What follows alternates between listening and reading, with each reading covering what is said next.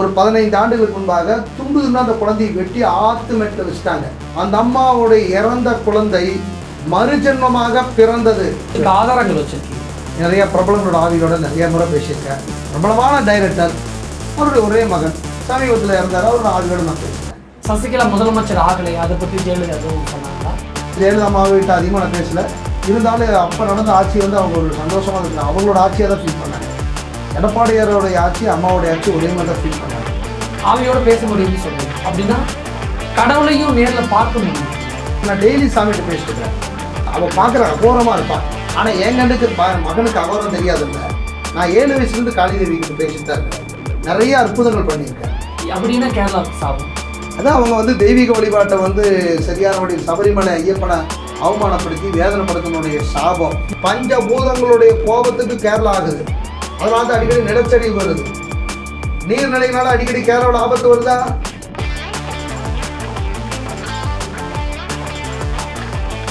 வணக்கம்.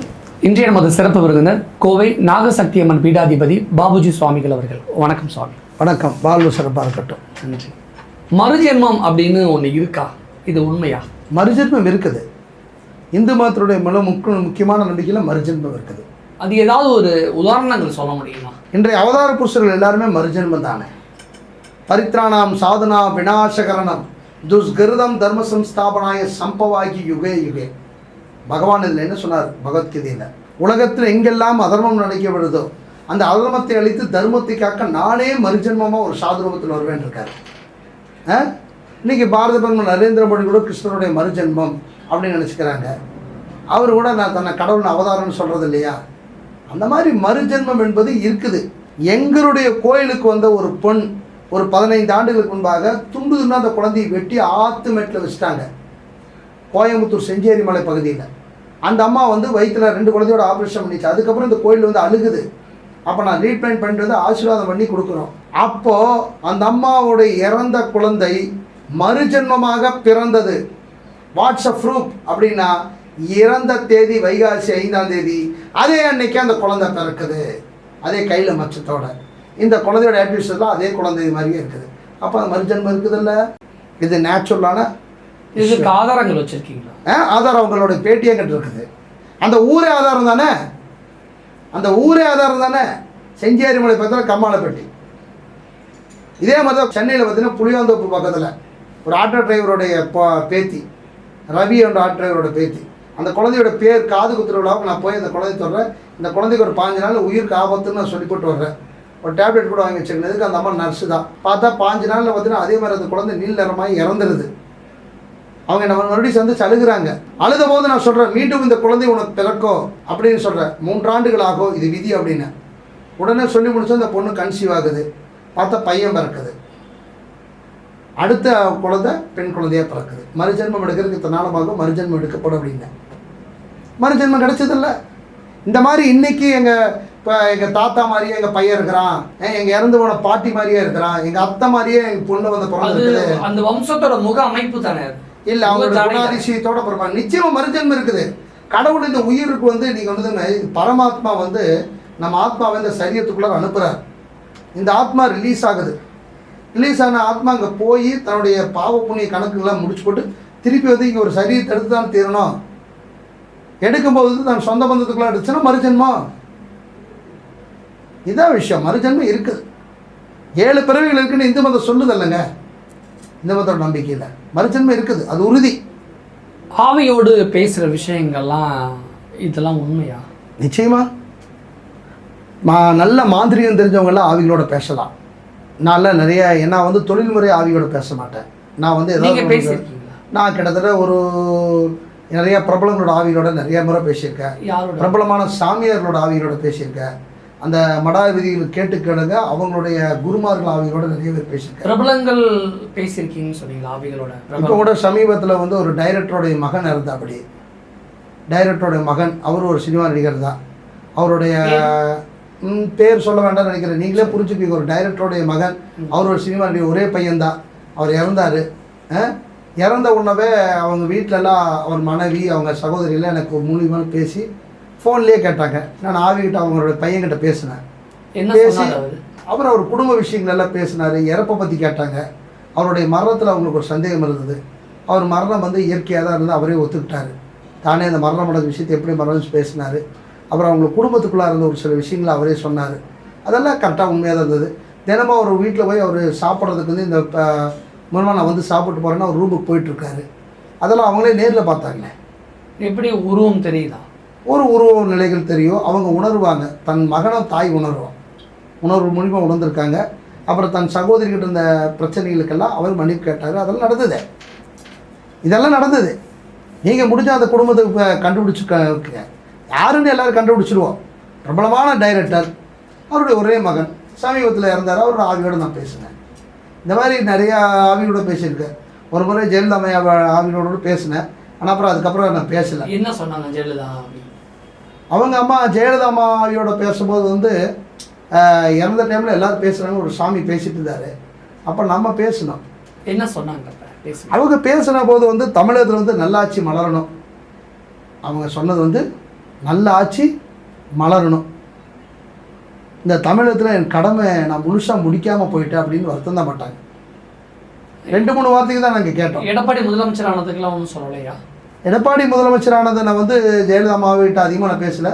இருந்தாலும் அப்போ நடந்த ஆட்சி வந்து அவங்க ஒரு சந்தோஷமாக இருந்தது. அவங்களோட ஆட்சியாக தான் ஃபீல் பண்ணாங்க. எடப்பாடியாரோடைய ஆட்சி அம்மாவோடைய ஆட்சி ஒரே மாதிரி தான் ஃபீல் பண்ணாங்க ஜெயலலிதா அம்மாவோட ஆவி பேசும்போது. ஆனால் அவங்களுக்குள்ளே இருந்த மன வருத்தம் தன் கடமையை தமிழக மக்களுக்கு முழுமையாக செய்யாமல் போயிட்டு இருந்தால் வருத்தப்பட்டாங்க. சசிகலா முதலமைச்சர் ஆகலையா? அதை பற்றி ஜெயலலிதா எதுவும் சொன்னாங்களா? இல்லை, ஜெயலலிதா அம்மாட்ட வந்து சசிகலா அம்மா பற்றி நான் பேசவும் இல்லை. அவங்களும் அதை பற்றி பேசலை. ஓபிஎஸ் முதலமைச்சர் ஆகலையா? அதை பற்றி ஒன்றும் சொல்லலையா?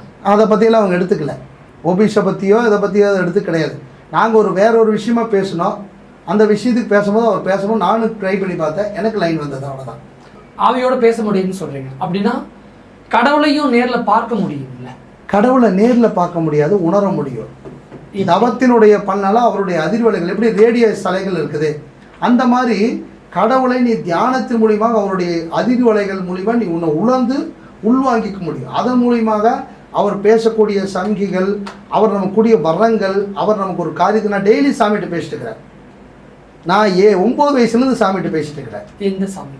என்ன வழிபாடு பண்ணுற நாகசக்தி அம்மன் கிட்ட, காளிதேவிகிட்ட, நம்ம மகா பத்திரகாளி, சுடுகாட்டு பத்திரகாளி, அகோரமாக இருப்பான்.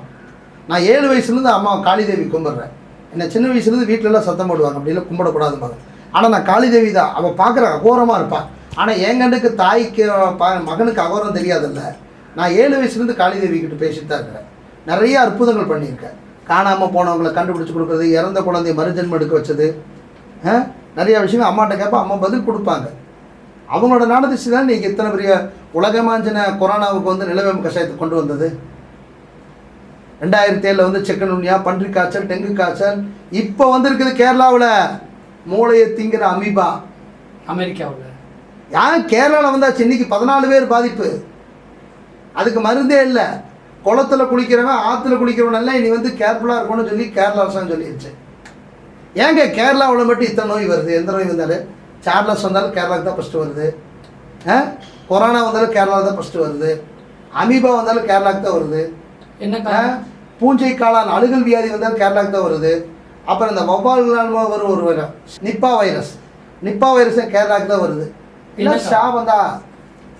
அப்படின்னா கேரளாவுக்கு சாபம். அதான் அவங்க வந்து தெய்வீக வழிபாட்டை வந்து சரியான வழி சபரிமலை ஐயப்பனை அவமானப்படுத்தி வேதனைப்படுத்தினுடைய சாபம். யார் வேதனைப்படுத்தினா? யாரோ எங்க பெண்கள் எல்லாம் உள்ள போகணும்னு சொல்லி எல்லாம் தேவையில்லாம அரசாங்கம் எல்லாம் உள்ள அவங்களுக்கு அனுமதி கொடுத்துச்சல்ல. அது நீதிமன்றம் கொடுத்த அனுமதி தானே. நீதிமன்றம் எப்படி அனுமதி கொடுக்கும்? முதல்ல டெல்லி உச்சநீதிமன்றம் கொடுத்த அனுமதி தானே. என்னை பொறுத்தவரை கேரளாவில் இருக்கின்ற நாத்திக அரசாங்கம் ஆளுகிற வரைக்கும் கேரளா மக்களுக்கு சாபத்தை எடுதான். ஆன்மீகம் இந்து தர்மத்தை வந்து அங்கே வந்து சரியா மதிக்கிறது இல்லை. ஆனால் டெல்லி உச்சநீதிமன்றம் தானே தீர்ப்பு கொடுத்துச்சு இந்த இடத்துல. டெல்லி உச்சநீதிமன்றம் கொடுக்கும்போது அந்த கேரளா அரசாங்கம் அதனுடைய பாரம்பரியத்தை சொல்லியிருக்கணும். தேவஸ்தான போர்டு, எப்படி தேவஸ்தான போர்டுக்கு என்ன வேலை? மத்திய அரசு தன்னுடைய கேரளா தேவஸ்தான போர்டுக்கு என்ன வேலை? இது கிட்டத்தட்ட 15 வருஷத்துக்கு முன்னாடி நடந்த விஷயம். அங்கே வந்து பெண்கள் போகக்கூடாதுன்னு சொல்லலை. பெண்கள் 14 வயதுக்கு மேற்பட்ட பெண்களும் 45 வயதுக்கு உட்பட்ட பெண்கள் மட்டும்தான் போகக்கூடாது. 45 வயசுக்கு மேலே இந்த மாதவிலக்கு தூரம் முடிஞ்ச பெண்களை தாராளமாக போய்க்கலாம். அது ஒரு கட்டுப்பாடு. டேர்ம் ஆஃப் கண்டிஷனை கட்டுப்பட்டு தானே எல்லாமே வேலை செய்கிறாங்க. இந்த கட்டுப்பாடை மதிக்கல, அதனால தான் உலகத்தில் உள்ள எல்லா வியாதியும் இந்தியாவிலே முதல் மாநிலமா கேரளாவில் வருது. நிச்சயமா தாக்குது. கடவுளுடைய கோபம் கேரளா இருக்குது. கேரளா மக்களே இதை ஏத்துக்க மாட்டாங்களே. ஏத்துக்கிறாங்க, ஏத்துக்கலைன்னா போறாங்க. அதை பத்தி என்ன, அவங்கள தாக்கறவே தாக்கித்தான் இருக்கும். ஆயுர்வேத மருந்துகளுடைய பிறப்பிடுவது அதிகமாக ஆயுர்வேத மருந்துகள் இருக்கிறது கேரளாவில். ஏன் அப்புறம் வந்து தமிழ்நாட்டில் இருக்கிற மக்களை வந்து நிலவேம்பு கசாயம் காப்பாத்துச்சு, கேரளா மக்களை ஏன் அந்த ஆயுர்வேத மருந்து காப்பாற்றல? பஞ்சபூதங்களுடைய கோபத்துக்கு கேரளா ஆகுது. அதனால தான் அடிக்கடி நிலச்சரிவு வருது. நீர்நிலைகளால் அடிக்கடி கேரளாவோட ஆபத்து வருதா? இப்போ சமீப காலத்தில் பாருங்க, போன 3 மாசமா வந்து கடலுக்குள்ளார எல்லா கப்பலும் தீ பிடிச்சிட்டு இருக்குதா பார்த்தீங்களா? கடல் முழுக்க தண்ணி. ஏன் எல்லா கப்பலும் தீ பிடிக்குது? அதுதான் பஞ்சபூதங்களுடைய கோபம். கடல் முழுக்க தண்ணி, சுற்றியும் தண்ணி இருந்தோம், கடல்னால அந்த தண்ணியால கப்பல் ஆகுதுல்ல. இது வரைக்கும் 5 கடல் தீ பிடிச்சிருக்குது, 5 கப்பல். பஞ்சபூதங்களுக்குரிய சக்தியெல்லாம் கோபமாக இருக்குது. என்ன காரணம்? மனிதர்கள் அவ்வளோ அயோக்கியத்தனம் பண்ணுறாங்க, அக்கிரமம் பண்ணுறாங்க. காசு பணம் துட்டுக்கோசரம் வேண்டி இருக்கிற அத்தனை மோசடிகளையுமே எல்லா மக்களும் பண்ண ஆரம்பிச்சிட்டாங்க.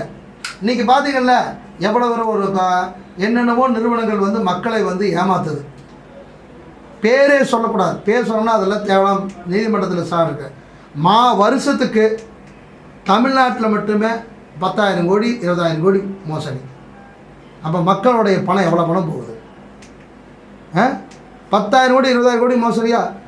என்னென்னமோ கோல்டு கம்பெனி மோசடி பண்ணுது, அப்புறம் ஈமு கோழின்னு மோசடி பண்ணிட்டு போகிறான், ஃபைன் ஃபியூச்சர்னு ஒருத்தர் மோசடி பண்ணிட்டு போகிறான். அது இந்த ஆட்சியில் மட்டும் இல்லை, கடந்த ஆட்சியிலையுமே எல்லா ஆட்சியும் நடக்க. ஆட்சியாளர்களுக்கு அதுக்கு சம்மந்தம் இல்லைங்க. மக்களுக்கு ஆசை ஜாஸ்திங்க, உழைக்காம பணக்காரனாகணுங்கிற ஆசை. கோயிலுக்கு போனாலும் கூட சாமி வந்து பணம் கொடுத்தா தான் கடவுளை கும்பிடன்னு நினைக்கிறான். அந்த விஷயத்துல தான் நம்ம மக்கள் மேலே கோபம். ஒரு கிறிஸ்டினோ முஸ்லீமும் கூட இப்படி கேட்கறதில்ல. அவன் சர்ச்சுக்கு வாரமான தவறாமல் போகிறான். வெள்ளிக்கிழமை என்ன வேலை இருந்தால் ஒதுக்கி போட்டு முஸ்லீம் தவறாக மஸ்துக்கு போய் இது பண்ணுறாங்க. அவங்க குரான் சொன்னபடி அவங்க நடந்துக்கிறாங்க. 184 நாடுகளில் கிறிஸ்தவ நாடுகள் இருக்குது. ஏன் 120 நாடுகளுக்கு மேலே இஸ்லாம் நாடு இருக்குது. அங்கெல்லாம் பிரச்சனை வராமல் இருக்காங்க. மதத்தை விட்டுட்டாங்களா? இங்கே வந்து காசு பணம் தள்ளினா குலதெய்வ கோயிலுக்கு போக மாட்டான், கடன் வந்துருச்சுன்னா குலதெய்வ கோயிலுக்கு மாட்டான், தொழில் நஷ்டமாயிடுச்சுன்னா கோயிலுக்கு போக மாட்டான். இந்து மதத்தில் தாங்க நாத்திகம் இருக்குது. இந்து மதத்தில் பேசுகிற நாத்திக மாதிரி கிறிஸ்துவ மதத்தையும் முஸ்லீம் மதத்தையும் அந்த நாத்திகதையை பேசிடுவாங்களா? சொல்லுங்கள். ஜாதி தீண்டாமல் இந்து மதத்தில் மட்டும்தான் இருக்குதா? இஸ்லாம் மதத்தில் இல்லையா? ஜியா சன்னி முஸ்லீம் அடிச்சுட்டு இருக்குல்ல, ஈரான் ஈராக் இன்றைக்கி வரைக்கும் சண்டை போட்டிருக்குல்ல, அரேபியர்கள் யாருமே மற்ற மதத்துக்காரர்களை முஸ்லீம்னு ஏற்றுக்கல. கிறிஸ்தவரில் வந்து ப்ராட்டஸ்டன்ட் கத்தோலிக்கு எத்தனை பிரிவு இருக்குது? 116 பிரிவுக்கு மேலே இருக்குது. அதனால் இந்து மதத்தை குறை செல்வதை விட்டு எல்லோரும் வந்து எல்லா மதத்திலும் எல்லா பிரச்சனையும் இருக்குது. எல்லா மதத்திலையும் எல்லா பிரச்சனையும் இருக்குது.